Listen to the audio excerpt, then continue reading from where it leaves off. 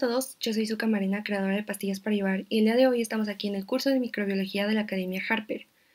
Hoy vamos a hablar sobre bacterias causantes de infecciones en el tracto respiratorio y nos vamos a enfocar específicamente en Haemophilus influenzae.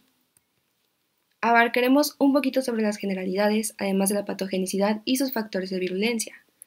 Hablaremos sobre las enfermedades causadas más frecuentes y nos vamos a enfocar en las manifestaciones, en el tratamiento y en el diagnóstico de Haemophilus influenzae. Se sabe que esta bacteria es un Coccobacilo gram negativo, además de que posee inmovilidad y aparece, como se observa en esta imagen, en pares o en cadenas cortas. Llegan a medir aproximadamente 1.5 micrómetros y en cuanto a los cultivos, se sabe que no se ve todo el tiempo de esta manera. Aproximadamente va a variar entre 6 y 8 horas al inicio en un cultivo de un medio enriquecido, se van a observar como aquí, que son cocobacilos pequeños. Sin embargo, con el paso del tiempo en el mismo medio enriquecido, se pueden llegar a observar como bacilos más largos y pleomórficos. Es importante saber que Haemophilus influenzae se va a dar en cultivos de agar de chocolate. Y un aspecto aquí un poco gracioso y extraño es que no se sabe que no crece en agar sangre, sin embargo hay una excepción, que es cuando en agar sangre crecen colonias de Staphylococcus, pueden llegar a aparecer a veces alrededor colonias de lo que es Haemophilus influenzae, y a esto se le conoce como efecto satélite. Se sabe que se han definido algunos serotipos. Podemos hablar de dos grandes grupos y muy importantes, que son aquellos que tienen cepas con cápsula y aquellas cepas que no tienen cápsula. En cuanto a las cepas que sí tienen cápsula, algún aspecto más importante es que van a resistir lo que es la fagocitosis y la lisis. Además de que existen serotipos de la A hasta la F. Es importante mencionar al serotipo B porque es el que va a causar la enfermedad como tal en humanos. Y esta es su abreviación, que es Haemophilus influenzae tipo B. Hablando de las cepas que son sin cápsula, se sabe que, pues al no poseer esta cápsula, su manera de infectar es que van a poseer una delgada capa o biofilm que lo va a permitir ocultarse del sistema como tal del hospedero, y pues no va a permitir que el sistema inmune lo detecte, por lo que lo va a dejar pasar como tal, y también se puede llegar a ocultar de algunos antibióticos. Es importante saber que Haemophilus influenzae va a requerir algunos factores de crecimiento importante, como el factor 10, que es la hemina, o el factor 5, que es el NAD. Hablando un poquito de la patogenicidad y de los factores de virulencia, el factor de virulencia por excelencia y el más importante es la cápsula. Esto es importante porque tiene la validad como tal antifagocítica, como ya habíamos comentado. Otro factor importante es el pili, además de las proteínas de membrana externa que llegan a tener moléculas de adhesión muy importantes. Otro factor que nos interesa es la proteasa para IgA.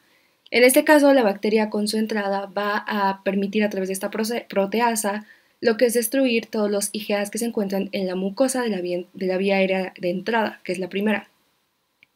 En este caso, lo que va a ocurrir es que va a llegar a neutralizar la primera línea de defensa, que es esta de la vía aérea, y pues va a permitir que la bacteria entre como tal sin problemas.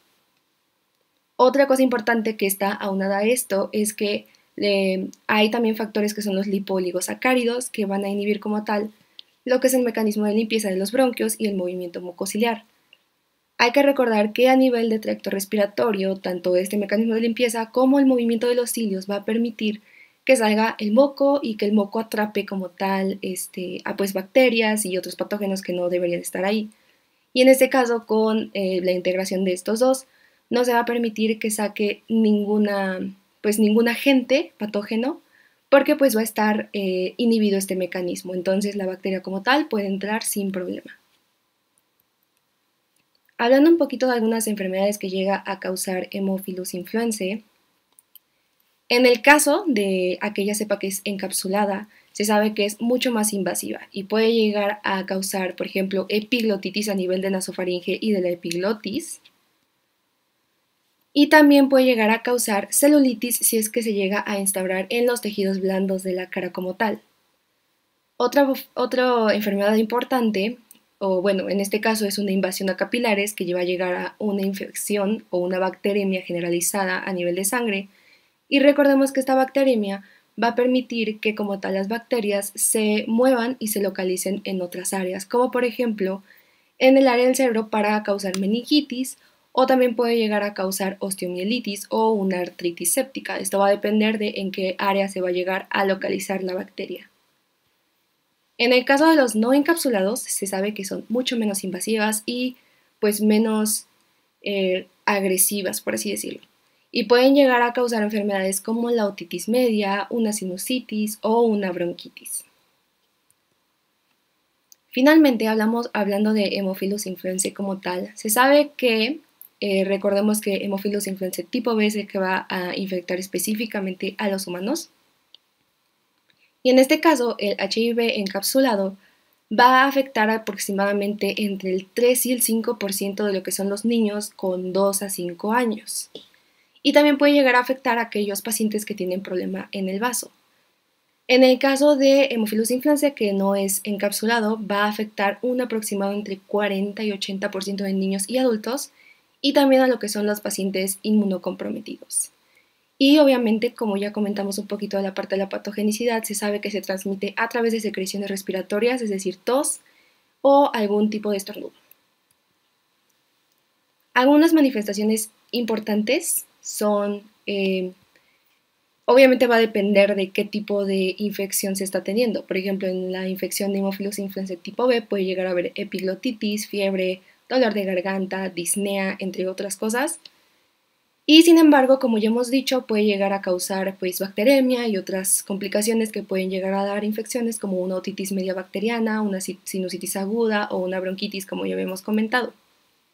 Todo este cuadro y estas manifestaciones clínicas van a depender de en qué área se encuentre localizada como tal la bacteria. En cuanto al diagnóstico de Haemophilus influenzae tipo B, se va a dar a través de muestras que se van a tomar del esputo o de las secreciones del paciente. Una forma de identificarlo directamente es mediante una detección inmunológica. También puede llegar a ser a través de algún cultivo o una aglutinación en látex. Y finalmente, para el tratamiento, se va a dar una terapia antimicrobiana. Se sabe que en cuanto a las ampicilinas, puede llegar a ser bastante resistente la Haemophilus influenzae. Sin embargo, se pueden llegar a dar cefalosporinas o carbapanemas, por decir algunos ejemplos. Muchas gracias por su atención. Eso es todo por el tema del día de hoy. Recuerden seguirnos en nuestras redes sociales. Y finalmente aquí les dejamos la bibliografía.